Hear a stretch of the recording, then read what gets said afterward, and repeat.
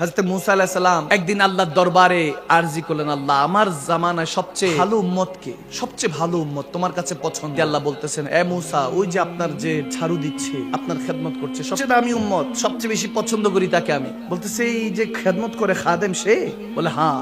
তখন আল্লাহ আবার ডাক দিয়ে বলতেছে, আমি তো দামি বুঝাই দিছি, এখন কম দামি গুনাহগার দেখবেন না? বলে হ্যাঁ। তাকে দায়িত্ব দেন যে একজন গুনাহগার বান্দা খুঁজে নিয়ে আসতে, যা সবচেয়ে গুনাহগার যেটা তাকে নিয়ে আয়। সে গেল, 3 দিন ধরে খুঁজলো। আল্লাহু আকবার। যখন 3 দিন শেষ হলো, নিজের গলায় নিজের রশি পেঁচিয়ে হযরত মুসার কাছে হাজির হলো। হযরত মুসা বলতেছেন, রাগী নবী তো, কি করছো? এটা কি? বলে হুজুর, গুনাহগার খোঁজা শুরু করলাম, অনেকের গুনাহ পেলাম, অনেক জিনাখোর পেলাম, কিন্তু শিওর না। আমার নিজের গুনাহগুলি তো আমি শিওর জানি, আর কেউ জানুক না জানুক আমার গুনাহগুলি তো আমি জানি। আমি তো সবচেয়ে বড় সিয়াকার, গুনাহগার। এজন্য নিজেকে নিজে পেঁচিয়ে নিয়ে এসেছি, আমি সবচেয়ে বড় গুনাহগার। রব্বে করিম ডাক দিয়ে বলতেছেন, মুসা বুঝতে পেরেছেন কেন আমি তাকে পছন্দ করি? কারণ দুনিয়াতে সে কারো দোষ খুঁজে না, নিজের দোষ খুঁজায় ব্যস্ত। মান আরাফা নাফসাহু ফাকাদ আরাফা রাব্বাহু। যে নিজেকে চিনতে পারে, হাকিকতে সেই আল্লাহকে চিনতে পারে। গুনাহগার তো অনেক আছে, নিজেকে যখন গুনাহগার মনে করা শুরু করেছে, তখন থেকে আমি তাকে ভালোবাসা শুরু করে দিয়েছি। সুবহানাল্লাহ।